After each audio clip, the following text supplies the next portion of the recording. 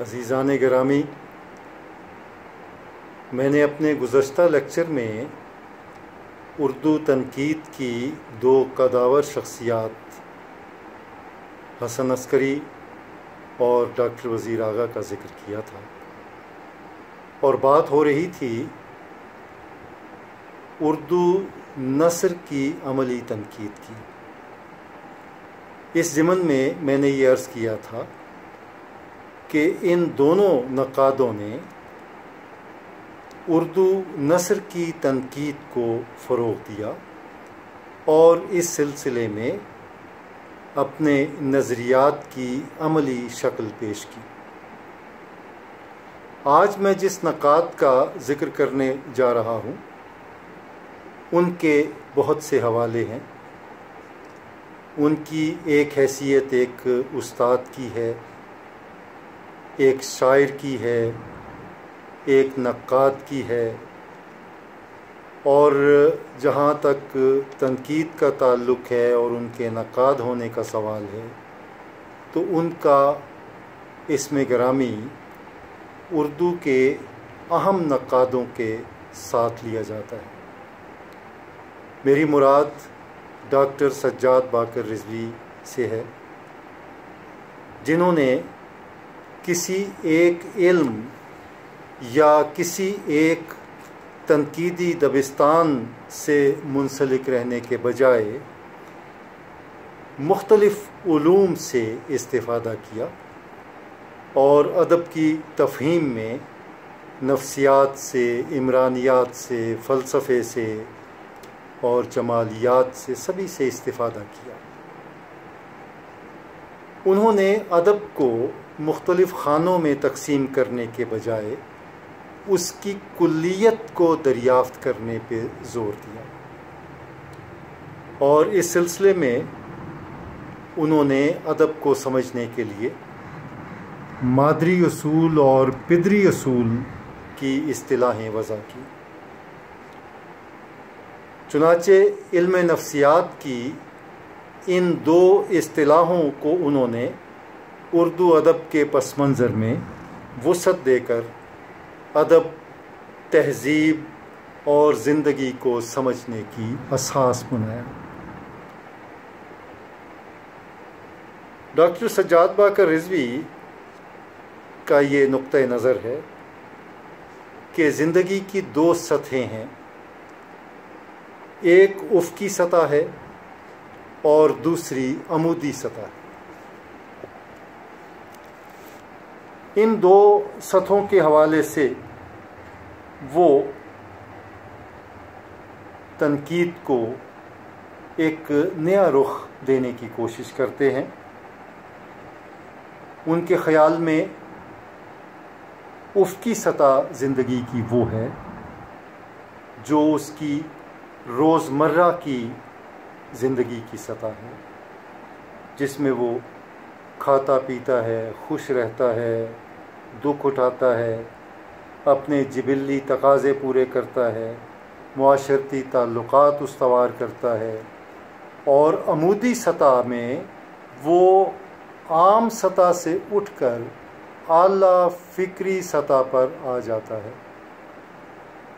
ان کا موقف ہے کہ اعلیٰ ادب میں زندگی کی افقی اور عمودی جہتوں میں ایک توازن کا پایا جانا ضروری ہے، اور اگر غور کیا جائے تو تخلیق اور تنظیم اور تخلیق اور قوت اور جمال اور جلال، یہ دونوں چیزیں جو ہیں یہ افقی جہت اور عمودی جہت جو ہے ان دونوں کی بنیاد پر استوار ہوتی ہے۔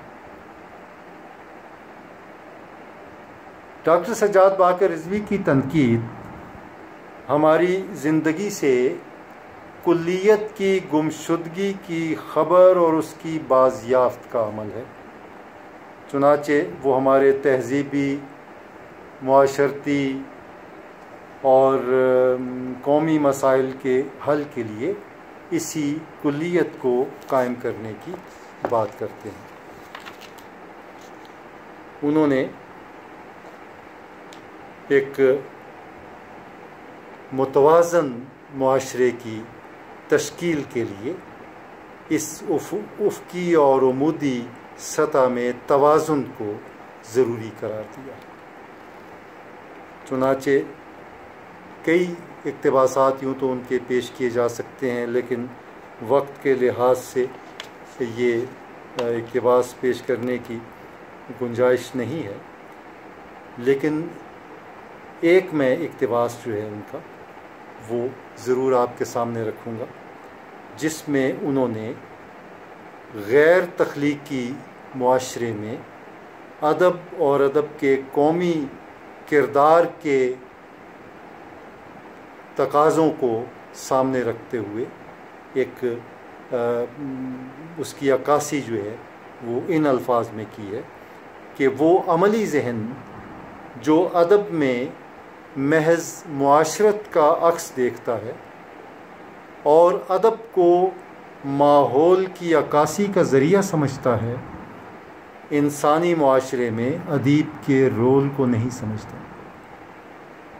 ادیب کے کردار کی بات کرتے ہیں، کہتے ہیں کہ ادیب اپنی تحریروں میں اپنی پوری قوم کی آرزوؤں، ناسودہ خواہشوں اور نصب العین کا اظہار کرتا ہے۔ اس کی تحریریں پورے معاشرے کا خواب ہوتی ہیں، انہی خوابوں کی تعبیر قوم کی تاریخ ہوتی ہے۔ بڑے واضح انداز میں انہوں نے ادیب کے کردار کو، ایک معاشرے میں ادیب کے کردار کو واضح کیا۔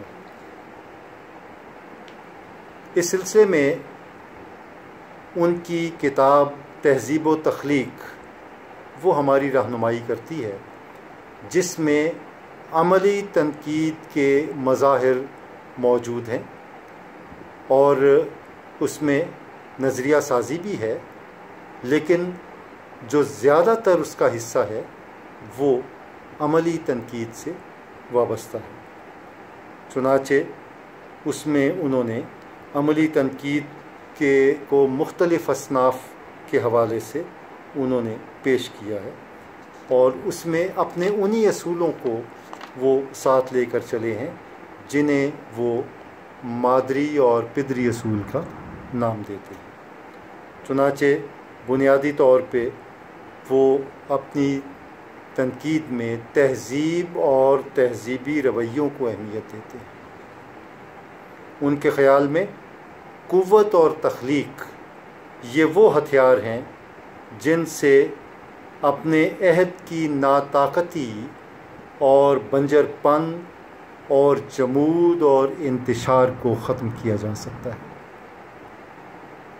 اس سلسلے میں اقبال پہ انہوں نے جو تنقید کی اور ان کے خاص طور پہ ان کے خطبات کے حوالے سے جو بات کی، اس میں وہ ان کی شاعرانہ حیثیت کو بھی زیر بحث لاتے ہیں۔ وہ کہتے ہیں اقبال مشکل پسند شاعر نہیں ہے، لیکن اپنی شاعری میں اپنے عہد کے مسائل کو اور قوم اور ملت کی مشکلات کو وہ سمیٹتے ہوئے ہمیں نظر آتے ہیں، اور اپنے عہد کے جو جھوٹے حقائق ہیں، غلط، ان کے درمیان اپنے خوابوں کی صداقتیں وہ بکھیرتے ہیں۔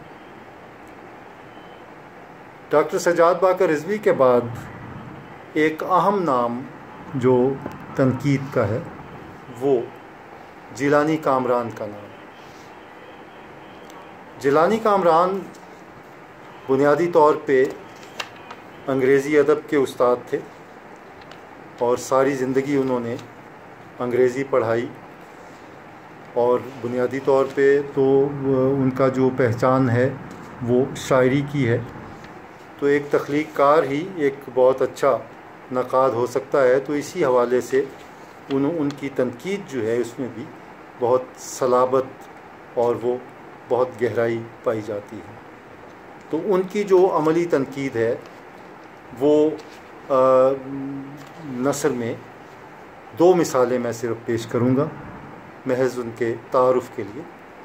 ایک تو انہوں نے انتظار حسین کے ناول بستی کے حوالے سے تنقیدی مضمون لکھا، اس میں وہ لکھتے ہیں کہ یہ ناول جو ہے، یہ بستی ناول شاید آپ کے دھیان سے گزرا ہو، یہ ناول اس اعتبار سے منفرد ہے کہ اس میں عالم حقیقت اور عالم مجاز کی دوئی کو ختم کر کے ایک نئی راہ دکھائی دیتی ہے۔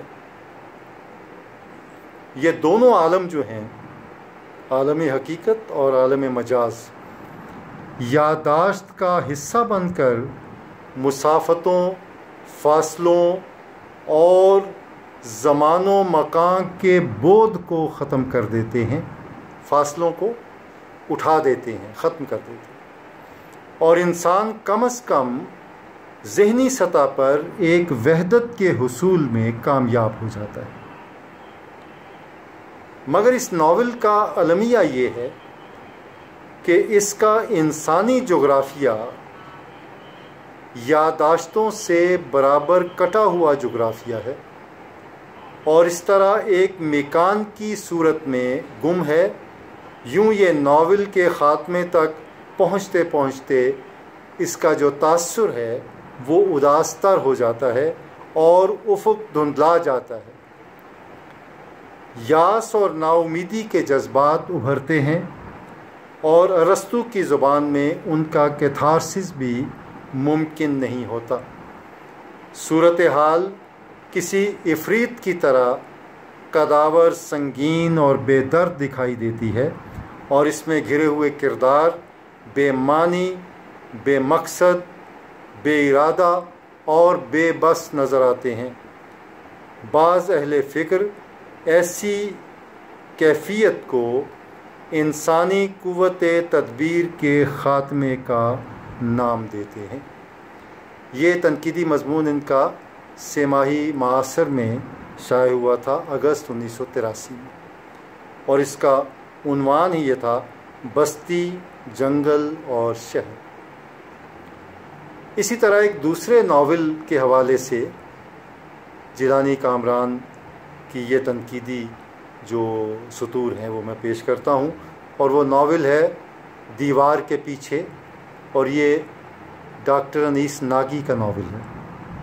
ڈاکٹر انیس ناگی بھی ایک بہت اہم نقاد ہیں، لیکن وہ تھوڑے سے ورسٹائل ہیں، وہ عام تنقیدی ڈگر سے ہٹ کے اپنے لیے ایک نئی تنقیدی جو راہ ہے وہ دریافت کرتے ہیں۔ بہرحال یہ نیرنگ خیال میں 1986 میں سالنامے میں یہ مضمون چھپا تھا۔ اس میں ڈاکٹر جیلانی کامران، معاف کیجیے گا ڈاکٹر نہیں، پروفیسر جیلانی کامران لکھتے ہیں، ہمارے ادب میں انیس ناگی غالباً پہلا ادبی دانشور اور ناول نگار ہے جس نے سسٹم کو اپنا موضوع بنایا ہے۔ سسٹم یعنی نظام، اور انسان کے اس آشوب، دکھ اور اذیت ناکی کی نشاندہی کی ہے جو سسٹم پر وارد کرتا ہے، یعنی وہ آشوب اور وہ دکھ جو سسٹم انسان پر وارد کرتا ہے۔ انیس ناگی کے ادبی عقیدے کے مطابق انسان کا سب سے بڑا دشمن ایک ہے، اور وہ سسٹم۔ اس ادبی دانشور نے اس عقیدے کو پہلی بار اپنے ناول دیوار کے پیچھے میں نمایاں طور پر بیان کیا تھا، اور اس حقیقت کی طرف اشارہ کیا تھا کہ سسٹم انسان سے غیر مشروط اطاعت چاہتا ہے، اور اس طرح ریاکاری اور منافقت کے رویوں پر زور دیتا ہے۔ اشفاق احمد کے برعکس، جو سسٹم کو دشمن قرار نہیں دیتے، انیس ناگی کے انسانی کردار جس جبر کے تحت اپنی انسانیت کی طاقت و تاراج کا شکار ہوتے ہیں، وہ سسٹم ہی سے پیدا ہوتا ہے، اور اسے سسٹم ہی انسان پر وارد کرتا ہے۔ سسٹم منفی کردار ادا کرتا ہے، اور اسے صداقت کو نمایاں ہونے سے روکتا ہے۔ اس ضمن میں صدیق سالک کے پریشر کوکر کو نظر انداز نہیں کیا جا سکتا۔ یہ صدیق سالک کا ناول پریشر کوکر، اس کا حوالہ دیا۔ اور کچھ یوں لگتا ہے کہ انیس ناگی کا دیوار کے پیچھے اور صدیق سالک کا پریشر کوکر دونوں ایک ہی کہانی سناتے ہیں، اور انسان کے ساتھ وابستگی کا رشتہ دونوں ناول نگاروں میں ایک ہی طرح کا ہے۔ اب یہ جیلانی کامران کی تنقید ہے۔ ان کی بہت سی کتابیں اردو تنقید کا پس منظر، اور اس کے علاوہ جدید نظم پہ بھی انہوں نے تنقید کی، اور بہت ویلیویبل ان کے خیالات ہیں۔ اور ادب پارے کی تشریح و توضیح کرتے ہوئے خالصتاً یہ تہذیبی رویوں کی بات کرتے ہیں۔ تہذیب ان کا ایک اہم موضوع ہے، اور خاص طور پہ اسلامی تہذیب جو ہے وہ جیلانی کامران کے باقاعدہ نظریہ سازی کے عمل میں شامل ہے۔ اس کے بعد میں جس نقاد کا ذکر کروں گا وہ آل احمد سرور ہیں۔ آل احمد سرور کی عملی تنقید کا جوہر وہاں کھل کے سامنے آتا ہے جہاں وہ کسی مروج نظریے سے ہٹ کر اپنے ذوق اور تنقیدی بصیرت سے کام لیتے ہیں۔ مثلاً منٹو کے بارے میں جو ترقی پسندوں کی تنقید ہے اسی کے زیر اثر وہ بات کرتے ہیں تو انہیں جنس زدہ کہہ کر وہ مسترد کر دیتے ہیں، لیکن بعد میں انہوں نے منٹو کی افسانہ نگاری کے حوالے سے بڑی نپی تلی رائے کا اظہار کیا ہے، اور ان کے جن افسانوں کا نام لیا ہے وہ آج بھی منٹو کے شاہکار افسانے شمار ہوتے ہیں۔ اسی طرح عصمت بھی شروع میں ترقی پسندوں کی معتوب رہی، لیکن ترقی پسند افسانہ نگاری کا تجزیہ کرتے ہوئے آل احمد سرور نے منٹو اور عصمت کی فنی اور موضوعاتی دونوں حوالوں سے تحسین کی ہے۔ چنانچہ وہ لکھتے ہیں، یہ اقتباس ان کا میں پیش کرتا ہوں کہ منٹو اور عصمت کے یہاں جو اریانی ملتی ہے وہ سستی اریانی نہیں ہے، یہ حیرت انگیز فنی پختگی اور حقیقت نگاری کے اعجاز کی دلیل ہے۔ عصمت کا لحاف ایک اچھا افسانہ ہے، منٹو کا افسانہ کالی شلوار ایک شاہکار ہے۔ ان افسانوں کی مخالفت ان افسانوں کی مخالفت کہتے ہیں کہ یہ غلط ہے، اس رنگ کی مخالفت ہو سکتی ہے۔ اس سریانی کے باوجود عصمت اور منٹو اردو کے بہترین افسانہ نگاروں میں شمار ہوتے ہیں۔ جو لوگ اس رجحان کی وجہ سے ان افسانہ نگاروں کی تمام خوبیوں کا انکار کر دیتے ہیں ان کا ادبی شعور مرتب نہیں ہے، اور نہ ان کا ذہن حقائق سے آنکھیں چار کرنے کی صلاحیت رکھتا ہے۔ نوجوان لڑکیوں کی نفسیات اور متوسط طبقے کے خاندانوں کی بظاہر پرسکون زندگی کے ہنگاموں کی عصمت سے پہلے کسی کو خبر نہ تھی۔ اس دنیا میں کیا کچھ نہیں ہوتا، اور منٹو کے کئی افسانے باوجود ایک خطرناک میلان کے اردو کے بہترین افسانوں میں شمار ہوں گے۔ ان میں نیا قانون اور کالی شلوار دھواں ضرور شامل ہوں گے۔ اب اندازہ فرمائیں کہ آل احمد سرور ایک ترقی پسند نقاد ہیں، اور ظاہر ہے کہ ان کی تنقید کا محور بھی ترقی پسندانہ سوچ ہے، اور ترقی پسند جو ہیں انہوں نے منٹو اور عصمت کی اہمیت کو کھلے دل سے تسلیم نہیں کیا، لیکن یہ آل احمد سرور نے واضح طور پر اس بات کا اعلان کیا کہ ان کی اہمیت اور ان کی عظمت سے انکار کرنا غلط ہے۔ تو اس حوالے سے آل احمد سرور کی ایک الگ سوچ جو ہے وہ ہمارے سامنے آتی ہے۔ اس کے علاوہ کئی نقاد، مثلا احتشام حسین کا نام بہت اہم ہے، بنیادی طور پہ وہ بھی ترقی پسندوں میں شمار ہوتے ہیں۔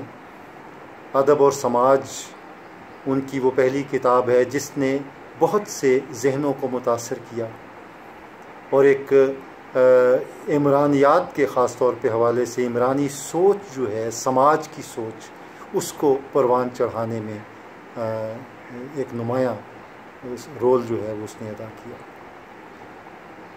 انہوں نے ایک کتاب لکھی، اردو تنقید کی تاریخی تاریخ۔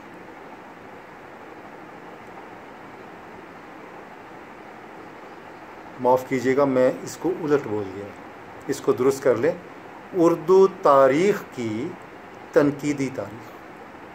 یہ بہت اہم کتاب ہے، اور اردو تاریخ کی تنقیدی تاریخ کو اس طرح انہوں نے جزیات سے پکڑا ہے اور پورا وضاحت سے اور صراحت سے اس کے تمام اجزاء جو ہیں ان سے بحث کی۔ اس کے علاوہ ایک اور ترقی پسند نقاد ہیں پروفیسر ممتاز حسین، ان کا نام بھی اردو تنقید میں بے حد اہمیت کا حامل ہے۔ ان کی ایک کتاب جسے بہت شہرت حاصل ہوئی وہ ادب اور شعور ہے۔ اس کتاب کا کے جو بیشتر مضامین ہیں اس میں انہوں نے نثری حوالے سے عملی تنقید کا فریضہ جو ہے وہ انجام دیا ہے۔ ممتاز حسین صاحب کا تعارف یہ ہے کہ ترقی پسند سوچ کے حامل نقاد ہیں، اور ان کی تنقید پڑھ کر ان کی ہماگیری کا اور وسعت علم کا احساس ہوتا ہے۔ احتشام حسین نے ان کے بارے میں لکھا ہے کہ جب تک کوئی شخص سائنس، فلسفہ، سماجیات اور دوسرے علوم سے بخوبی واقف نہ ہو، اس کی تنقید میں عظمت پیدا نہیں ہو سکتی۔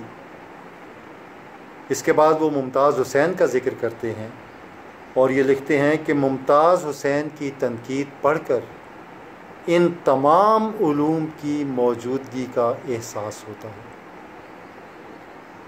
بلکہ احساس ہی نہیں ہوتا، ان سے بھرپور استفادے کی صورتیں بھی نظر آتی ہیں۔ ممتاز حسین کی تنقید بڑی ٹھوس اور پرمغز ہوتی ہے، اور اس میں جذبات سے زیادہ عقل کی کار فرمائی ہوتی ہے۔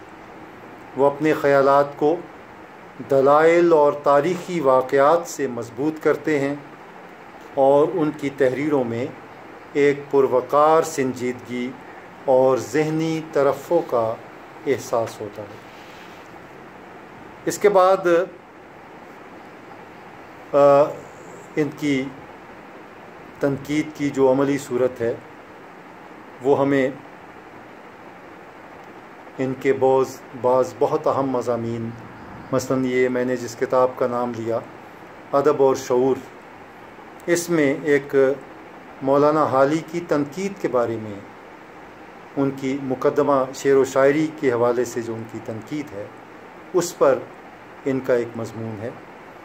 اس کا میں ایک اقتباس آپ کے سامنے پیش کر دیتا ہوں، جس میں وہ حالی کی نکتہ سنجی اور سخن آفرینی کی تعریف کرتے ہوئے لکھتے ہیں کہ یہ ایک ہی وقت میں، یعنی حالی، جہاں فطری شاعر ہیں، اعلیٰ درجے کے ناصر بھی ہیں، نثر لکھنے والے۔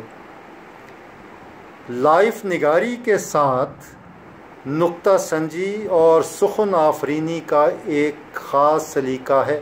یہ لائف نگاری جو ہے یہ انہوں نے ترکیب مولانا حالی ہی کی تنقید سے اٹھائی ہے، جہاں یہ حالی انگریزی کے الفاظ جو ہیں وہ انگریزی ہی میں وہ بیان کر دیتے ہیں اردو میں، حالانکہ لائف کا متبادل زندگی کی صورت میں موجود ہے، حیات نگاری ہو سکتا ہے، زندگی نگاری، لیکن مولانا حالی نے اسے لائف نگاری ہی لکھا ہے، یہ اسلوب ہے ان کا خاص۔ جس نزاکت کے ساتھ ادائے خیال کے مختلف پہلوؤں سے دیکھتے دیکھتے یہ اپنا مطلب نکال لیتے ہیں، کثرت مواد کے ساتھ بھی دوسرے اس قسم کے لطیف تصرفات نہیں کر سکتے۔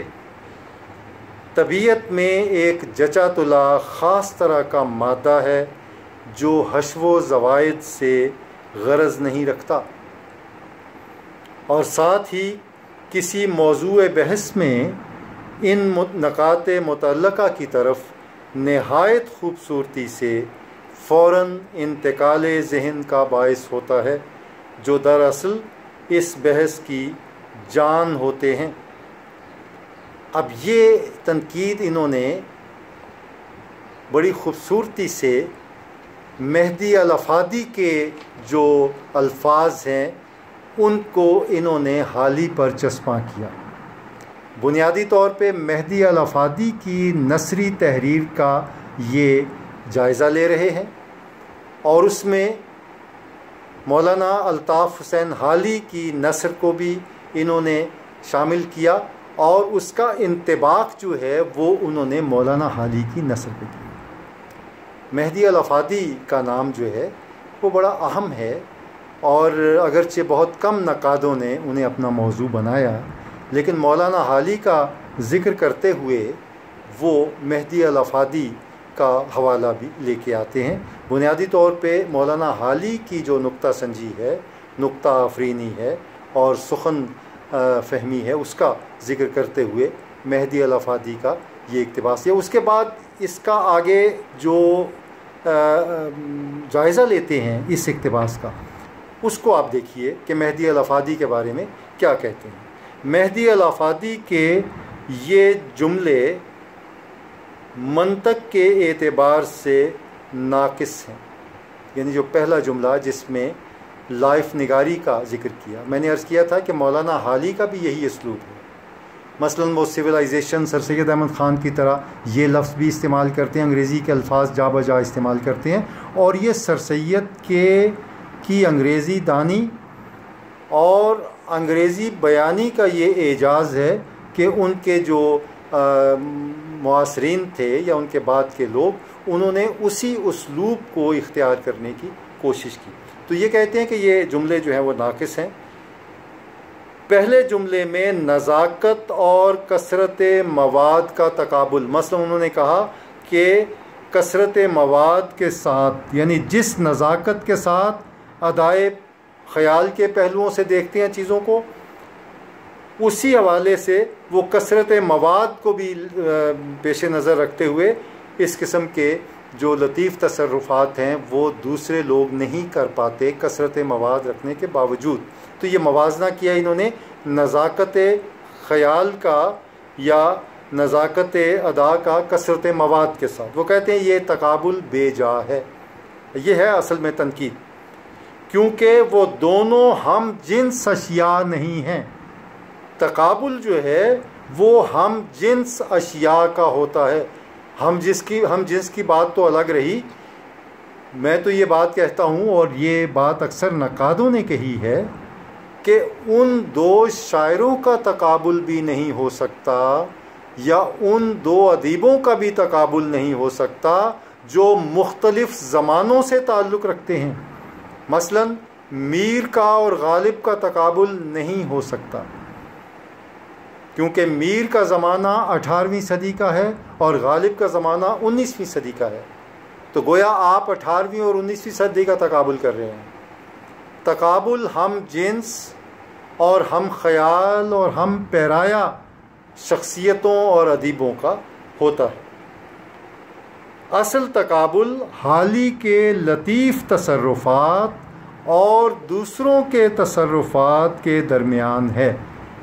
یعنی کثرت مواد اور نزاکت کے درمیان نہیں، بلکہ حالی کے تصرفات اور جو دوسروں نے تصرفات کیے ہیں ان کے درمیان یہ تقابل ہے۔ عزیزان گرامی، بات تو ایسی ہے کہ کہتے چلے جائیں تو وہ طویل سے طویل تر ہوتی چلی جائے گی، اور یہ نقاد بھی ایسے ہیں کہ جن کی تنقید پہ آپ گفتگو کرنا شروع کریں تو پھر وہ کیا کہتے ہیں کہ بات پہنچی تیری جوانی تک، تو بات کہیں سے کہیں جا نکلتی ہے اور کہیں جا پہنچتی ہے۔